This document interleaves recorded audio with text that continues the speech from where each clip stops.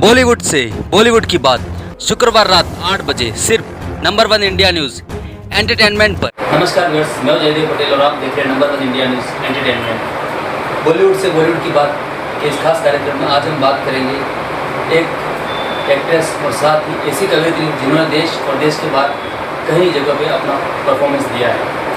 और Bombay to Goa movie आप सब लोगों ने देखी होगी, जिसके अंदर मूर्खे में जो एक कलाकार ने जो अपना किरदार निभाया था वो पूरी मूवी में कहीं दिखाया नहीं गया। लास्ट में मूवी एंड हो गई, लेकिन आज तक वो किरदार कौन था किसी को नहीं पता है। आज हम आपको उसी किरदार से मिलाने वाले हैं। हमारे साथ खास सामान है मिस्टर एहसान कुरैशी जी की मिसेस जीनत एहसान कुरैशी। मैं आपका बहुत बहुत स्वागत आज हमारे प्रोग्राम में। नमस्कार नमस्कार। मैम, आपने बॉम्बे टू गोवा मूवी में जो काम किया जी, उसमें आपका किरदार बहुत महत्वपूर्ण था, लेकिन आपको कहीं दिखाया नहीं गया। इसका आपने आपत्ति नहीं जताई? नहीं, देखिए, आपत्ति इसलिए नहीं जताई कि हमारे डायरेक्टर साहब का कहना ये था कि जैसा सीक्वेंस बन रही है आजकल, एक बनी तो दूसरी बनी, तो उस दूसरी में कुछ हम अच्छा नया करेंगे। पहली बात तो ये थी। दूसरी बात ये थी कि ये जो पिक्चर बनी भाई साहब, तो ये कुछ ऐसी बन गई, सभी कॉमेडियंस अचानक मिल गए और फिर बातों बातों में पिक्चर का रूप उसको दिया, बन गई। तो पिक्चर में काम करने की जो खुशी है ना, वो क्या बोलूँ आपको। पहले तो रंगमंच में काम करती थी, थिएटर बहुत किया मैंने, तो बस यही खुशी थी कि मैं एहसान जी के साथ काम कर रही हूँ। मतलब कहना चाहिए कि ओरिजिनल लाइफ में भी मैं उनकी बेगम हूँ, पर फिल्म में भी बेगम बनने का मौका मिला, ये मेरे लिए बहुत बड़ी बात है।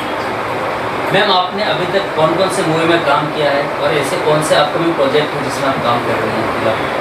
देखिए, मैंने बॉम्बे टू गोवा की और मनी बैग गारंटी की, बिग बॉस किया, और अभी गाली गलौज सुनील पाल जी की फिल्म है जो अभी 19 को रिलीज़ हुई है, जो मैंने किया है। और अभी 2 वेब सीरीज़ की हमारी बातचीत चल रही है, काम चालू है, और मुझे उम्मीद है कि जनवरी तक के प्रोजेक्ट हमारा चालू है।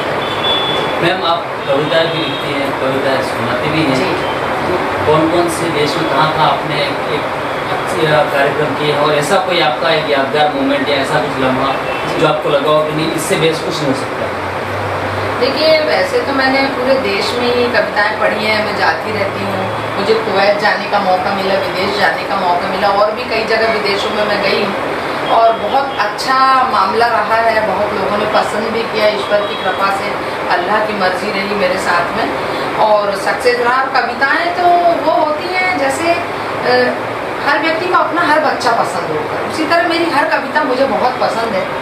पर एक मोमेंट ऐसा आया मेरे साथ में, वो बात चल रही थी कि एहसान जी पहले एक छोटे से रूप में थे, इतने बड़े सेलिब्रिटी नहीं बने थे, और उसके बाद वो प्रोग्राम अचानक हुआ, हम लोग साथ में गए थे।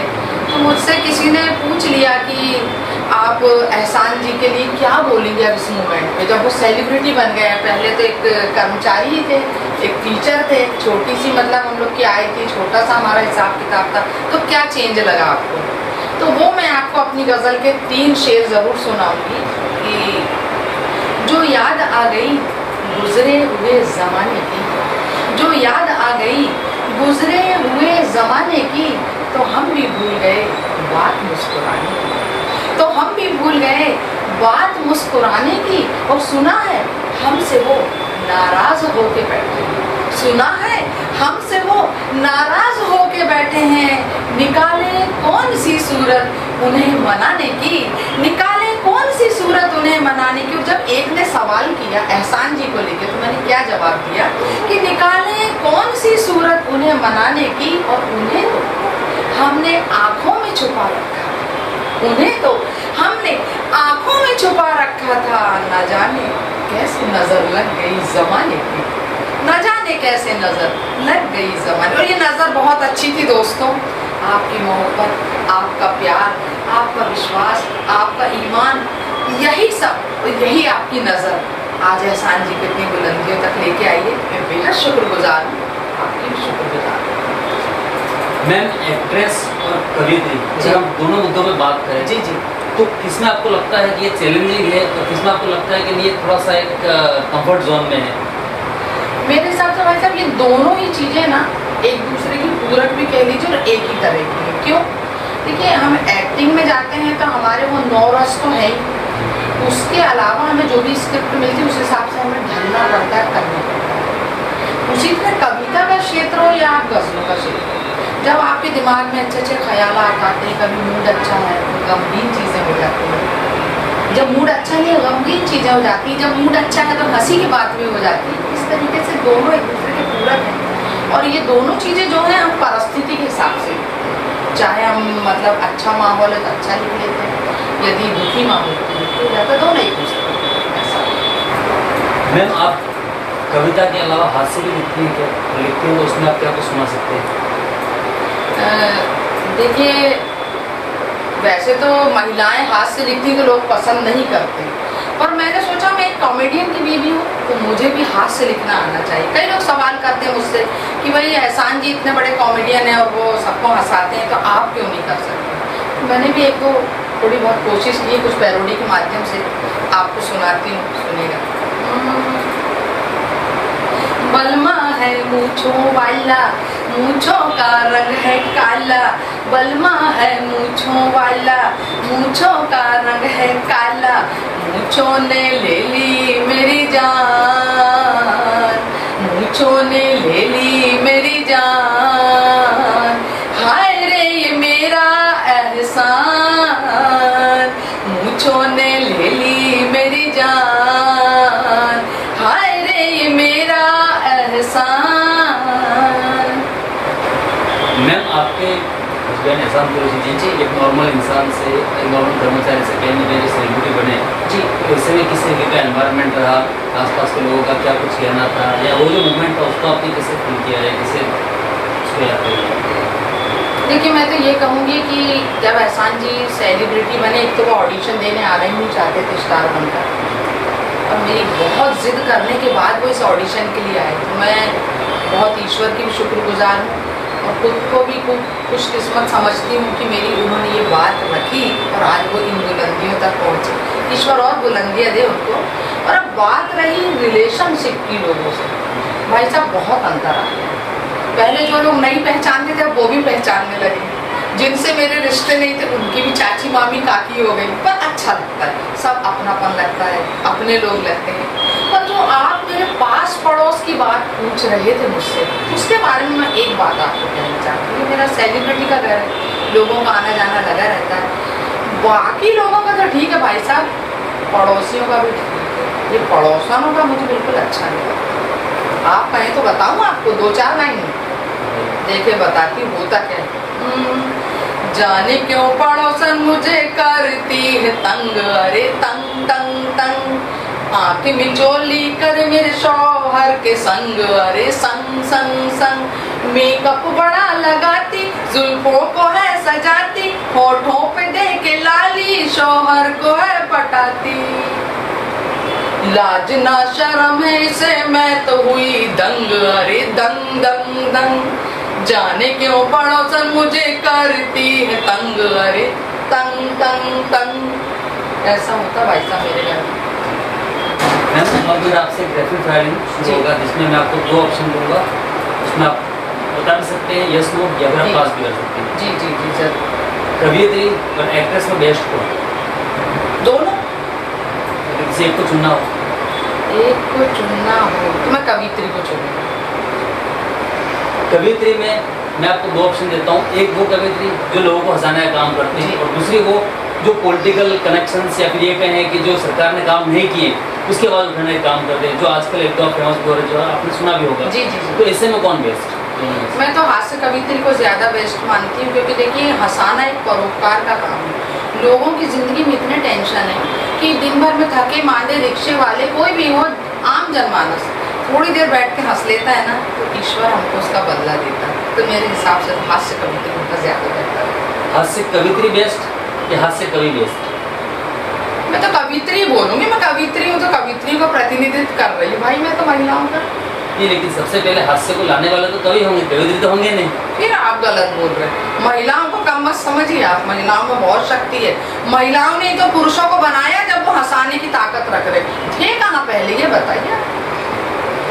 अगर मान लो मैं आपसे ये सवाल करूँ कि एक्ट्रेस में अगर जो लोग गलत तरीके से मिसबिहेव करते हैं, या फिर ये कहें कि जो गलत वर्डिंग का जो यूज़ करते हैं जिसकी मूवी बना रही है जी, वो बेस्ट, या फिर जो एक रामायण या फिर जो एक धार्मिक मूवी जो बनाते हैं वो बेस्ट दोनों में से? देखिए क्या है, सिर्फ इसका एक ही उत्तर है, जितना दाल में नमक ज़रूरी है उतना हर चीज़ में बैलेंस होना चाहिए, क्योंकि हम एक सा खाना खाकर भी बोर हो जाते हैं। मैं ये नहीं कह रही कि गाली गलौज करो या इस तरह की माहौल बनाओ, पर धार्मिकता को हम यदि लेके खूब ज़्यादा चलेंगे तो वो भी लोग एक्सेप्ट नहीं कर पाएंगे। हम गाली गलौज को एकदम लेके चलेंगे वो भी नहीं कर पाएंगे। इसलिए आदमी को परिस्थिति के हिसाब से चलना चाहिए, बदलते रहना चाहिए। आदमी को बदलना चाहिए, औरत को बदलना चाहिए। आदमी यानी इंसान को, इंसान में सभी कुछ शामिल हो जाते हैं, पति पत्नी औरत आदमी, ये इनको हम अलग अलग नहीं कर सकते। इंसान को परिस्थिति के हिसाब से चलना चाहिए और आप भी परिस्थिति के हिसाब से यहाँ पर आए। मैम, एक्टिंग करना आसान है या राइटिंग में कविता के माध्यम से कुछ लेख लिखना है वो आसान है? नहीं, आसान एक्टिंग करना भी नहीं है, वो भी नहीं है, पर फिर भी एक्टिंग थोड़ा इसलिए मुझे ठीक लगे कि लिखने के लिए आपको सोचना है, अपनी नींद गंवाना है, थॉट लाना नए नए, और उसके बाद हमको जो लिखी हुई स्क्रिप्ट मिलती है उसको मेहनत करके हम सामने कर सकते हैं। पर लिखना हर एक को नहीं आता, हर कोई नहीं लिख सकता, गॉड गिफ्ट होता है। मैं आपसे मेरा एक क्लोजिंग क्वेश्चन है कि हमेशा हास्य कवि में अगर हम देखते हैं तो कहीं ना कहीं महिला को टारगेट किया जाता है डिफरेंट एंगल से। जी हाँ। तो ऐसे में आप भी एक हास्य कवित्री हैं, तो ऐसे में आप महिला को क्या कहना चाहेंगे, या फिर आप भी पुरुषों को टारगेट करेंगे? दो चार लाइनें अपनी तरह से अगर आपको सुनाना चाहे तो। जैसा कि अभी इन्होंने कहा कि आप महिलाओं के बारे में क्या कहना चाहेंगी, सभी लोग टारगेट करते हैं महिलाओं को। मैं अपनी गज़ल की 4 लाइनें आपको सुनाना चाहती हूँ कि औरत क्या है, नारी क्या है। सुनेगा और सभी ध्यान से सुनेगा। वैसे तो जहाँ महिलाओं का, औरतों का सम्मान होता है वहाँ देवता भी निवास करते हैं, ये आदिकाल से हमारे धर्म ग्रंथ बताते हैं। पर फिर भी अपने रोजी रोजगार के लिए, अपने प्रोफेशन के लिए लोग इस्तेमाल करते हैं। पर फिर भी मैं कहना चाहती हूँ कि औरत क्या है, नारी क्या है, कि ममता का महकता हुआ गुलजार है औरत, ममता का महकता हुआ गुलजार है औरत, और बदले पे उतर आए तलवार है, बदले पे उतर आए तो तलवार है औरत, और कश्मीर की सरहद पे जो करते हैं हिफाजत, कश्मीर की सरहद पे जो करते हैं हिफाजत, उन वीरों की माँ शक्ति का अवतार है औरत, उन वीरों की माँ शक्ति का अवतार है। मैं आपने हमारे समय निकाला उसके लिए आपको बहुत कहना चाहूँगा। बहुत शुक्रिया। मैं 4 लाइनें ज़रूर कहना चाहूँगी बॉलीवुड से बॉलीवुड की बात, इंडिया न्यूज़ के लिए, कि आप लोगों से मिलके, हमारे कैमरामैन भाई से मिलके, हमारे ये भाई से मिलके हमें कैसा लगा, हमारे कैमरामैन भाई से मिलके हमें कैसा लगा, जयदीप जी से मिलके कैसा लगा। इतनी मेहनत कर रहे हैं आप लोग, ना केवल न्यूज़ के लिए, अच्छी अच्छी चीज़ें लोगों तक पहुँचा रहे हैं। तो मैं कहना चाहूँगी कि हमने माना अभी हमारा अपनापन अनजान बहुत है, हमने माना अभी हमारा अपनापन अनजान बहुत है, और मन के रिश्ते जुड़ जाएं तो पल भर की पहचान बहुत है, मन के रिश्ते जुड़ जाएं तो पल भर की पहचान बहुत है। और हम बंजारे आज यहाँ हैं, कल जाने किस ठौर में होंगे, हम बंजारे आज यहाँ हैं, कल जाने किस ठौर में होंगे।